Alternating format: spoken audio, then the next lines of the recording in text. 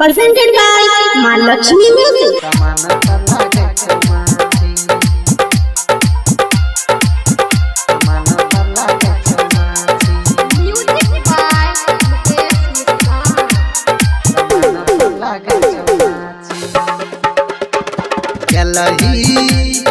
गेलही पंकजवा के गाछी सामान पर लागे चौमाछी गए सामान पर लागे चौमाछी गेलही पंकजवा के गाछी सामान पर लागे चौमाछी गए सामान पर लागे चौमाछी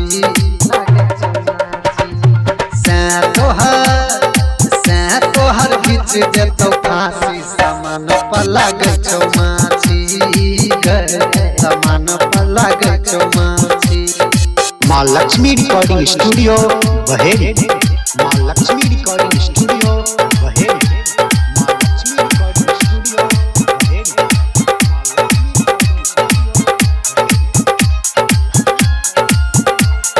डीजे सुमित सतीश रैमा।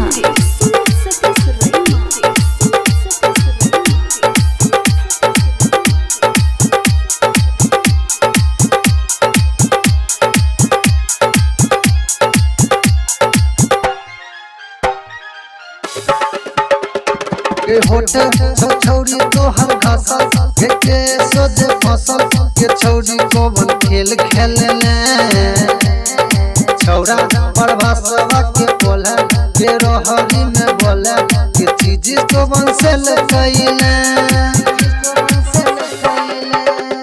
के होटल तोहर घासल के सोझे फसल के छौरी को बन खेल खेलने छौरा पर भाषवा के बोला के रोहरी में बोला के चीज को बंसल कइले राजा राजा कहै छौ बाछी सामान पर लागे चौमाछी गए सामान पर लागे चौमाछी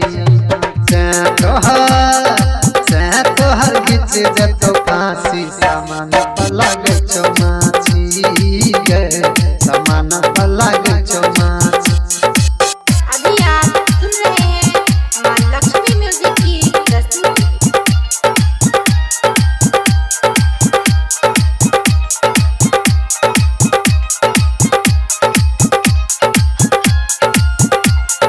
डीजे सुमित सतीश रैमा।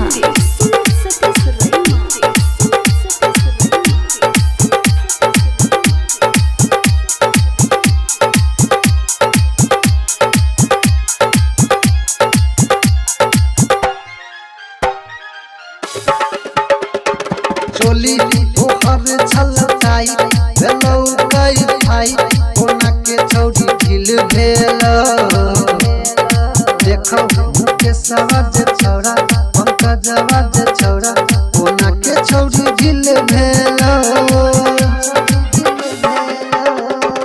चोली तोहर छलकाई भेलौ कई भाई कोना के छौरी ढील भेलो देखो मुके सवाज छौरा पंकजवा जे छौरा कोना के छौरी ढील भेलो मनीषवा जे लो गेल गाछी सामान पर लागे चौमाछी गए सामान पर लागे चौमाछी तोहर दो देतो फांसी सामान पर लागे चौमाछी गए सामान पर लागे चौमाछी गए।